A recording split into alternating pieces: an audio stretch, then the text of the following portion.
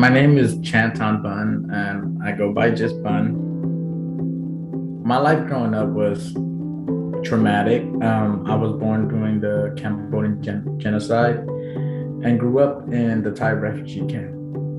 Most of my childhood there were of struggles. I remember just being hungry all the time. I was really malnutrition. I had, the big stomach, but skinny body.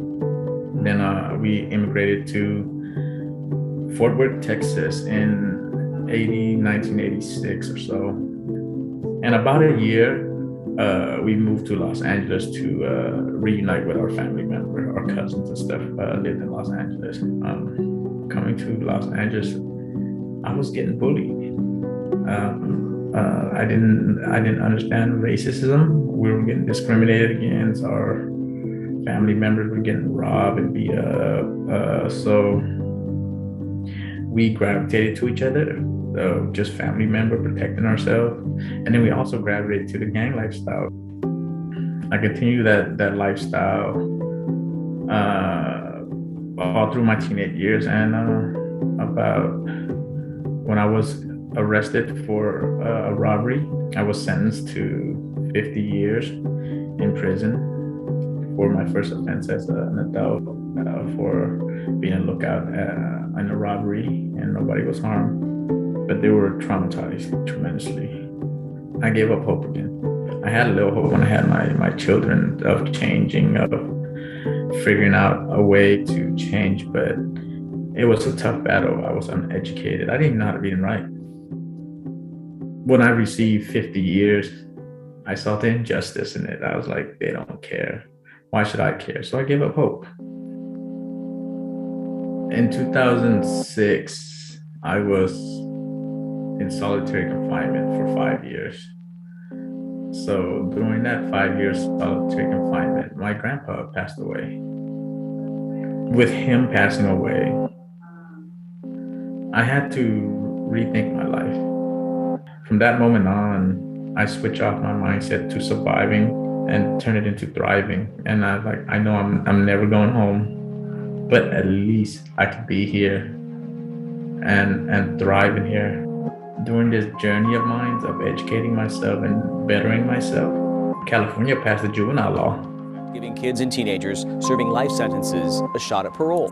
I asked a couple of friends, like, what is this? And they told me, like, hey, they're letting you go to board to get out early. I was like, what? So with me changing and learning about myself, and then this coming along, I saw a little light at the end of the tunnel.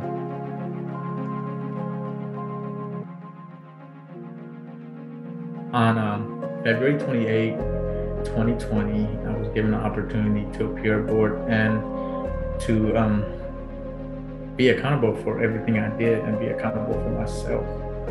I went to board, and the board decided to grant me a parole date, saying that I'm no longer a threat to society.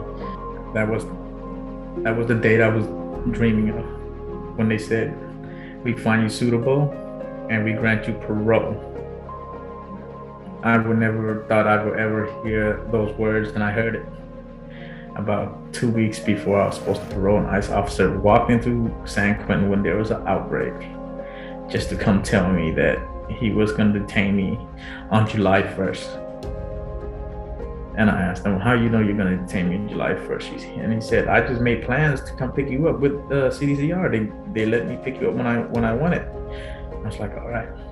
Before I was to be paroled or handled to ICE, I caught COVID. If I go to ICE, I would die because my symptoms are getting worse. I'm getting high temperatures where I had to turn on my fan and with wet towels and just try to cool my head down. I knew I was getting worse by the day, by the hour actually.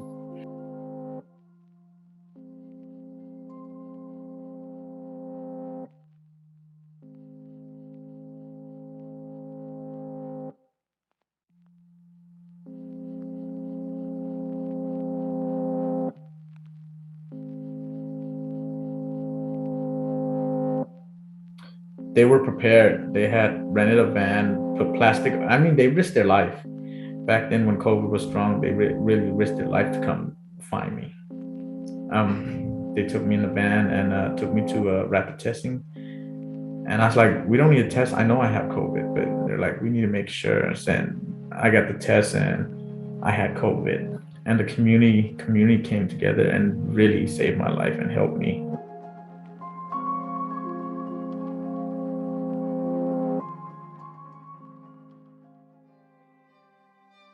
I'm left in limbo now. They have not corresponded with us, talked to us, told me anything. As far as we know, I still have a detainer active. So I live in limbos. I live with a fear, especially that I'm a newly father, a new baby boy. And it hurts me every time I think about it, where I just don't care.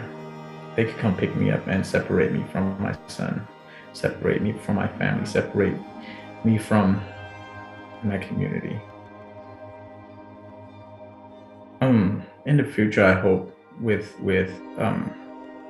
folks like myself that live through it, that battle immigration, that our narrative is changed. America gave you a chance and you squander it by causing a crime. But I want to understand that did we really have even a first chance? You know, we were brought here with just the clothes in our bag and a bag full of trauma.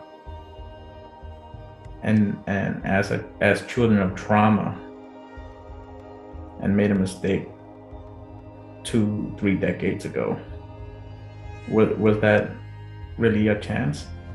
I hope with the new way forward, America do see what happened in our history, and they do see that if given a chance, how we would thrive instead of thrown into the same situation, just another country.